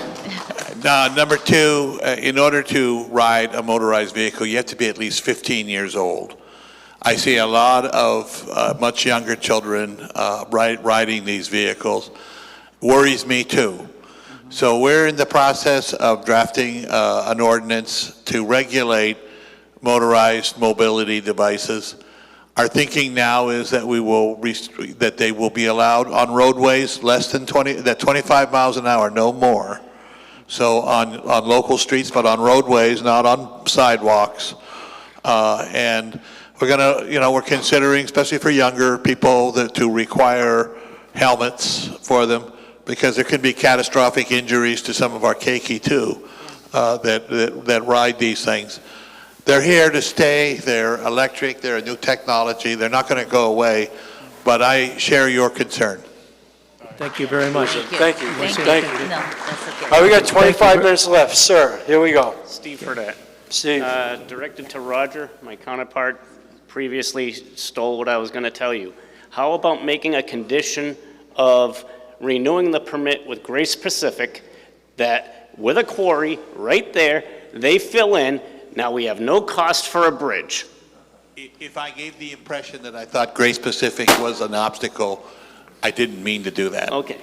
Well, my concern is safety. Makakilo Drive is just one means where we build a road and it comes to a dead end. One way in, one way out. We still have Kapolei Parkway in front of Target. Why isn't that going to Koalina? We saw that when the Obamas came here, and no one from Koalina could exit their own houses. We have a chemical fire down at Campbell Industrial Park. Nobody can get out. Why can't that wrap around to Coral Sea Road? Yeah, many of these infrastructure projects are done at the time of development, and they are financed by the developers as well. Makakilo Drive is a good example. It wasn't a city, the city permitted it, the city reviewed all of that, but in the end it was a developed road. I think some of the roads you mentioned will be extended, and that will happen. The question is, our system has been that in a big planned development, not a small one, but in a big planned development, usually the roadways are provided by the developer. The city then takes them over after the fact. Okay, in the eyes of safety. I live on one of those streets where you have to wait for a damn car to come down the street for you to go up. Why can't we have an ordinance where no road can be skinnier to accommodate a parked car on both sides and 2 fire trucks side by side? Yeah, I'm not sure I get what you're suggesting. I mean, Well, I mean, come on, we keep bending the rules for a developer to build a new housing development so he can squeeze in more houses. Yeah. I'm sorry, our safety is at jeopardy. I don't have an answer, but I'll tell you, I'm happy to spend some time when this meeting's over, having a discussion with all of the Makakilo people. Okay. Thank you. Appreciate that. Sir. Hello, my name's Kenny Liu. I've lived in ʻEwa Beach for 35 years. Okay. And at my You present said Kenny? house... I'm sorry? You said Kenny? Yes, sir. Hey, Kenny. And at the present house for 24 years. This is regarding that cluster project that they're proposing to build at 91603 Pohakapuna Road. I've been in construction for 40 years. In my life, I have never seen a project that just shows a total lack of regard for the existing neighbors. Most of the houses are right up to this lot. Mine, for example, is 6 feet. They're showing retaining walls from 6 to 9 feet high with a 6-foot fence on top of that. Now, to put that in perspective, sir, 12 feet is about to that 2015 right there. So when I walked out of my house, this is what I would see in a fence. 15 feet is Greg Agena, roughly. Again, I've been in construction for 40 years, over 40 years. Now they want to put in 11 two-story homes, some of them within 5 feet of our property line. Now, with 9-foot fill and a 25-foot building line, that would make that almost as high as that column. So when I'm at my property line, this is what I would see. I don't know how anybody could even think about approving something like that, sir. Yeah. And we didn't know. I walked around, talked to my neighbors, I said, you know what they want to build? And You know, we're going to take this down, we're going to look into it. I'm not going to Yeah. call Dawn up here right now unless you want to, maybe, are you familiar with this project, Dawn? So this is Dawn Takeuchi Apuna. Oh, yeah. She is our Sorry, director of but DP. this drove No, me Kenny, nuts. Kenny, we came here tonight to learn, I said it earlier at the outset, it's a journey of education, right? Educational journey. We want to learn this stuff. Go ahead, But Dawn. there's one other thing I'd like to say. Go ahead. What I would like to do, because I think when people look at this on a piece of paper, and if they haven't been in construction, they can't visualize what it's going to look like. Again, my house is 6 feet from the property line. My eaves stick out 3 feet, and they're 9 feet high. What they're proposing to do is to send a wall anywhere from 3 to 6 feet above my eave, where I'll have 3 horizontal feet of light. And they want to run this from the street down to the ocean. I mean, What's the project again, Kenny? 91603 Pohakapuna Road Cluster Homes. I have all the information. Okay, we'll get it. Kenny, we'll get. He's my neighbor. Say it, Jay. This is Jay Garcia. Hi, Jay. How you doing, Mayor? Government officials and community members. Yeah, so Jay Garcia, lifelong resident, proud UH grad, 30-plus year Marine Corps officer, currently a president of small, medium business, and most importantly, a 20-plus year resident of ʻEwa Beach. And Kenny and I are neighbors.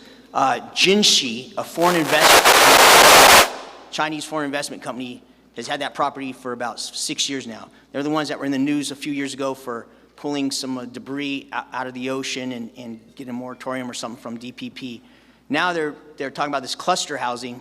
We didn't know anything about it. No surveys have been done. We know because all of us have had tried to get things done by DPP down there and got zero results, myself included. And I know that cameras on that property. I'm on the ocean side of the property, and there's nobody but shorecasters and divers and homeless people in that field every day. And so we know that something strange is going on. We haven't been told anything about it, and they're talking about 27 cluster homes, a giant community on single wall, single story homes is what we all live in.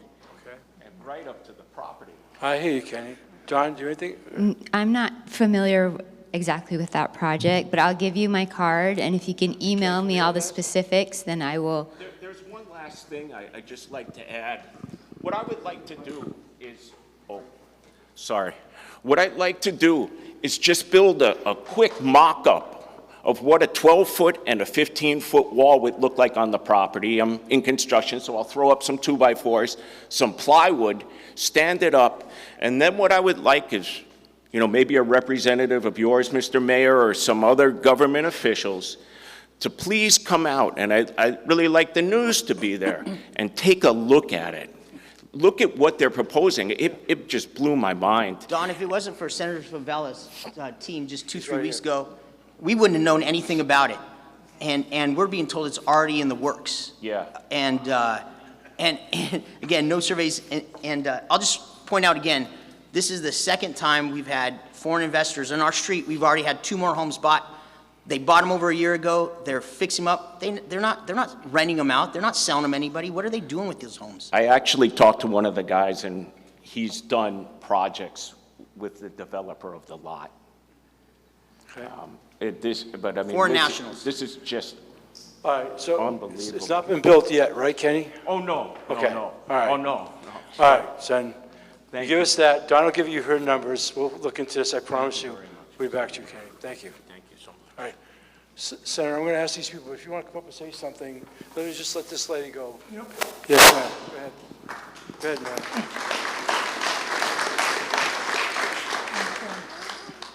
This one out. It's okay? Good evening, Mayor Blangiardi and directors. Thank you for coming out. I'm Julie Reyes-Oda. I live in ʻEwa Beach. I work at Nanakuli High as a math teacher, and I'm a member of the ʻEwa Neighborhood Board. The main reason for the existence of neighborhood boards is to increase and assure effective citizen participation in the decisions of government. What I take this to mean is that the intention is to hold our government and our city officials directly accountable to the people by having neighborhood board meetings rather than people or groups protesting the mayor or the city council every month. And if I can add a plug in, anybody who lives in 96706, we are having a rescheduled board meeting next week, Wednesday the 29th at the library at 7, and the regular board meeting is April 13th at 7. And Mayor Blangiardi, you are also welcome to come and not send your representative on those days. A couple of weeks ago, I was looking through the website for the people running for various neighborhood boards. I started to see names I recognized as employees of the Neighborhood Commission office and inquired with a friend if that was allowed. What I ended up seeing was 6 of 8 neighborhood assistants, a community relations specialist, and the deputy executive director running for a total of 8 seats. I'd say 8 people running would probably make up a majority of the employees. That creates a management problem because now the employee cannot work on a board in which they serve. They're running for boards that they're paid to support. Another problem is that they work for the same office that runs elections for those boards, for which they seek a seat. Yes, the actual election may be given to a third party, but the registration, inquiries, and reporting are with the people seeking office. How do we know that elections are fair? What would it look like if the employees of the Office of Elections were on the ballot? This is a similar situation. The Neighborhood Commission is under the purview of the managing director, and the managing director reports directly to the mayor. So I ask you, Mayor Blangiardi, what are you doing to address the appearance of unethical behavior and guarantee that volunteers like me, who are on neighborhood boards and are running to serve our communities, will be treated fairly in the next election? I'm asking for transparency and accountability. Thank you. Okay, thank you. Can you give me that? You have typed up?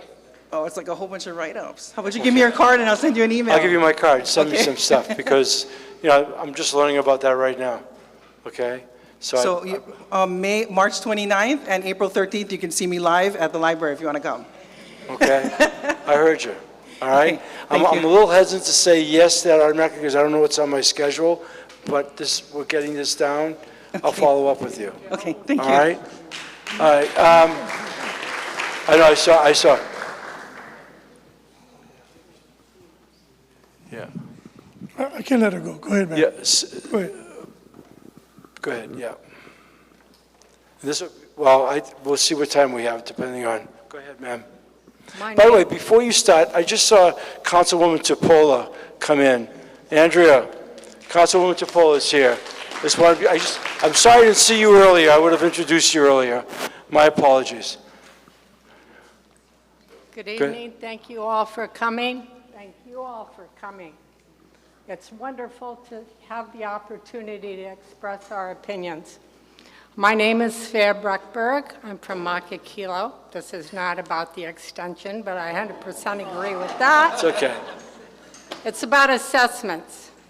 Assessments. Yes. Last year I did a lot of research. I sent emails to all the council members, to the mayor, to the real estate assessment board. You need to know that if you file an appeal like I did last year, you will get maybe, like I got, a reduction of $84,000 in the assessed value. There's 2 main things that are jacking up your assessments that you should fight. Number 1 is the land value, which if you look at the website for the Real Estate Assessment Division, you'll see that that value for your land is supposed to be based on vacant land sales. 79% of my assessed value was based on the land. The land that sold in Makakilo last year sold for 1/2 of the price per square foot of what my land was assessed at. That means that thousands of people who paid assessment real estate taxes in Makakilo got assessed way over what they should have been. The second important factor in the assessment appeal system is whether or not the assessment division is properly using what is called CDUs. That's the condition, desirability, and utility of the particular property. The problem is there's 8 different levels of CDU that exist in our system. However, both last year and this year, the only 2 years I have done appeals, we have a situation where every one of the 5 comparables, as well as my own piece of home, got assessed as average. So that means nothing was above average, good, very good, excellent. All those highly renovated, expensively sold homes were put as average, meaning they were equivalent to my 43-year-old home that's never been renovated, never been remodeled. What does that do? In Makakilo, there's a $42,000 difference this year between one CDU level and another. I have sent emails about this to the City Council and the Mayor's Office, and as I said, the Real Estate Assessment Commission.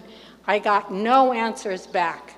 I would like to believe that hopefully, as a result of the numerous facts that I pointed out about how the Assessment Division is not properly working, that something will be done in the future about improving the process. But I strongly encourage you to appeal, because if more of you appealed, the system would be more likely to get changed. This year, only 2,000 people appealed.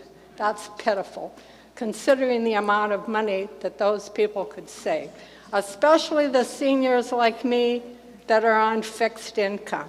We're the ones who suffer the most. But actually, if you read the Star Advertiser, you will see that it's the renters who suffer the most, because their rental costs keep being jacked up and jacked up and jacked up, because most of the landlords, not me, I'm a landlord, so I've got 4 properties to worry about on paying the property tax for.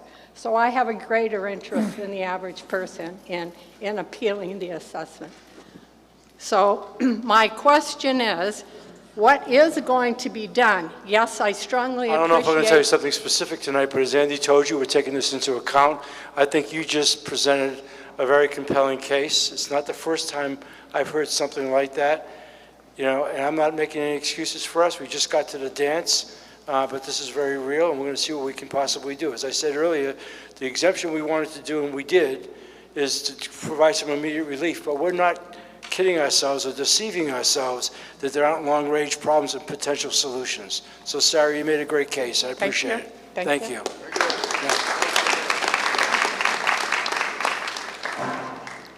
Sarah. I did it on purpose so I don't have to talk long. Okay, thank you. Anyway, Mayor, just to talk to Dawn, the director, on April 15th, I sent you a letter on this property, the TMK 1-9-1-028-040. That's the acre. You responded to me on February 23rd. So that's the property they're talking about. And Mayor, I'm going to let you know, and I'm going to let the planning and permitting and everybody know right here, right now, that lot cannot handle, and that community cannot handle any more infrastructure like that. I don't know who in their right mind, not you guys, not blaming you guys, I'm just saying, whoever in their right mind is going to approve that is way off the dynamics of Puʻakapuna, period. Houses are made in 1939, historical homes and people that's still living in their homes. Those homes is going to be outside looking like, and I'm not knocking Ho'opili because I love Ho'opili. Some of those homes and design look like the townhouses of Ho'opili. There's no affordable in those homes. They're going to put a swimming pool next to the ocean. They want to put a septic tank to hold their sewage, and in the middle of the night when it's less pushing, they're going to pump it out. Negative. We just had the biggest, massive 30-inch sewer water line that went into my neighbor M's house, 30 feet from the road, 6 feet high in their yard. 30 feet from the road now, 6 feet in the yard. Puʻakapuna and Makuli Road had over hundreds and hundreds of trucks because the pump at that station, who's already over capacity, cannot handle the volume. So I sent you a letter. I know most of you guys got them, even some other agencies I sent there and they wouldn't go respond to. So thank you for responding to the letter. But what we need is not just a response. We need action for these people who live there and want to use ʻEwa Beach and live in ʻEwa Beach with a good quality of life so that they don't have to worry about some foreign investment that's using this as a cash cow, period. The house he's talking about, the one that the Chinese company that bought him, 1 point something, almost $2 million cash. How much of you guys have that in your pocket? None of us here. So when they buy the houses like that, Mayor, it brings up the cost of the land assessment. If they build those houses, none of my kupuna living there, 70 and above, gonna be able to afford the land tax. And we need to stop the insanity. And Bamba, I give another one that this Russian guy that owns the property on Makuli Road and in ʻEwa Beach Road, and then of course one of the baby seawalls, putting rocks, Poo-Poo Street, putting rocks in the ocean, and nobody's, so I got DLNR involved. But what I'm here today is to advocate for this community, because I found out, when I had the 2 or 3, now my third town hall meeting, none of them knew, Mayor. None of them knew. This is a massive, I'm gonna send you guys, I'll send you guys the PDF that I have of this property. It's insane. It's insane. Oh, my staff said I did. Okay, well, we'll send it again, because you guys get plenty of emails. In fact, I'll give you a hard copy, Mayor. In fact, I'll give it to Sam over there, because I know he'll give it to you. But we gotta stop this kind of development. That's the reason why I had the state, no disrespect for you, Mayor, to have our own Department of Planning and Permitting for certain projects. Because the problem right now that I know the mayor is fixing is in Department of Planning and Permitting, because none of us knew. Just like that just like that water park that we're having that's gonna open up on the 25th. Ernie Lau said he had to let them know that he had the water capacity, but that's fresh water. That should have came to the community as a #1 priority, since we're in the worst water crisis in the state. But they're gonna open it up anyway. And that's the kind of things that we fail. I said we, not just you guys. We fail as government agencies in not letting our community know to have engagement and involvement. And I thank you, Mayor. But like I said, I think you need a moderator. You're doing a good job, but we need a moderator. Thank you, Mayor. It. Thank you. Don, I think we're okay on that. All right, so this is, thank you, Senator. Like I said at the outset, you have a strong advocate. I think this is going to be our last one right here. I'm sorry, but we'll see how long this takes, okay? Go ahead. Thank you, Mr. Mayor. First and foremost, thank you for this town hall meeting, and thank you for your graciousness of your administration for being here. Many of you, which I know personally. So, my name is Jo Jordan. I've been a resident of the West Side for over 50 years. 2 questions. The first question is, the new state homeless coordinator, Mr. Kushiba, who was appointed in December, has made it loud and clear that he does not support SPOs or stored property ordinance operations. I would like to hear, what is the city's position going to be on that moving forward? James is at the state, you know that. Yes, sir. And I've not discussed that with him, and it's something that's new to me, so I'll come back to you. We'll get your number. I'll find out about that. I'm not that familiar with it, and I don't want to misrepresent whatever James's position is. I'd like to find out from him as well. That's just being straight with you. Thank you. I'd really appreciate that, because I've been very supportive of compassionate disruption and your stored property ordinance, especially in our city and county parks along the West Coast. I really appreciate that effort that you and your staff has done, especially on the west side. Yeah. Secondly, I've served on and off your neighborhood board for roughly 15 years, sir. And I've been very disappointed. Most recently, in the last 3 years that I served on your neighborhood board, there has been no training for any of our board members. There's been no offer for training for new board members, and yes, I have spoken to Lloyd in the past. We don't have Wi-Fi capability with our board, which I serve on the Waianae Coast Neighborhood Board. Your facility doesn't have that at the city and county park, so it makes it difficult to have in-person as well as Correct. Online, which community has become very accustomed to.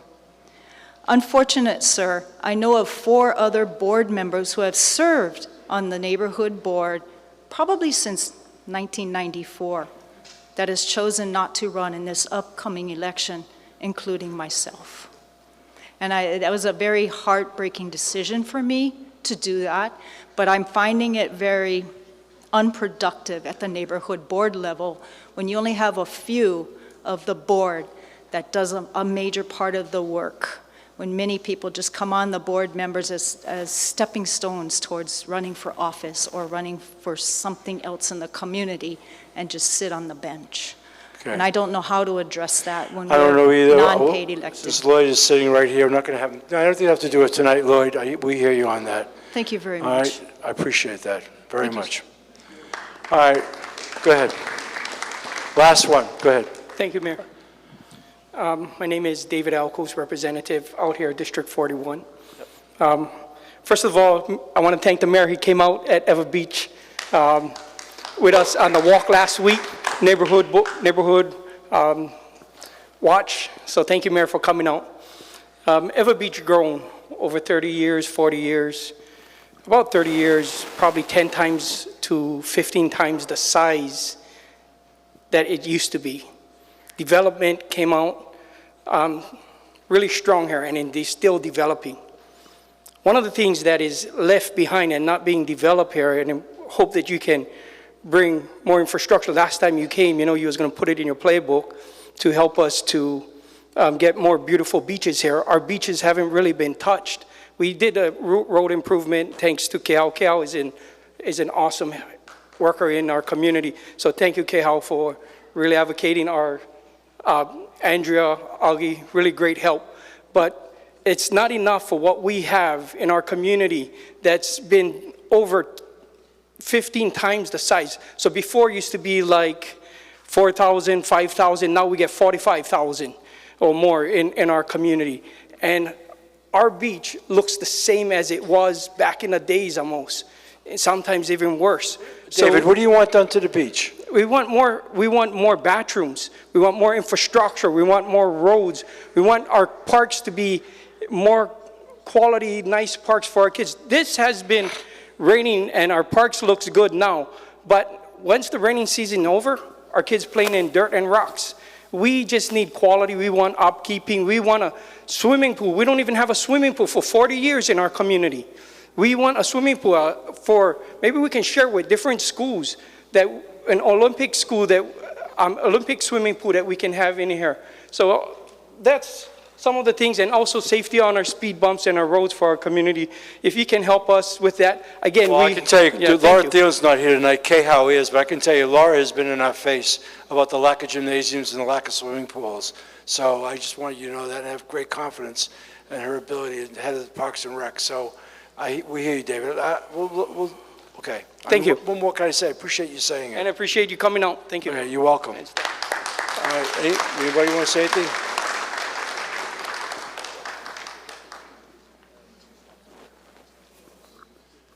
So Michael just said to me, so you know that, is you want to be sure that I would say to you what I was about to say, is that we said tonight at the outset, this was an educational journey for us and hopefully for you in whatever exchanges. We thank you. A lot of this is new information. You know, we will be back to some of you, which said specifically, but we'll be back here. And I can tell you, we can't solve everything, but we want to be aware of what we can do and tackle those things. But you've been very, it's a great community. This has been a very good experience for us. I wanted to keep it on a timely basis. Some of us are not running out of here, but I appreciate the fact you showed up tonight, you came, you expressed yourselves openly and honestly. I hope you felt comfortable doing that. I thank you. I know we're the better for it. Let's see what we can get done on what you raised tonight. We'll be back. We'll be back next year. You know, I had an experience out here at Westlock Modular. Let me just tell you real quick, with the seniors out there. In the first meeting I took, and Senator Favela was there, so was Augie, it was hostile. I felt really bad. And if you could have seen them 6 months later, you would not have believed it was the same group of people, because we addressed everything they talked about. May not be able to do that here. Some of these projects are very extensive, as you know, but I can promise you, coming here tonight has not been in vain. Thank you very much for your input. Good night, everybody.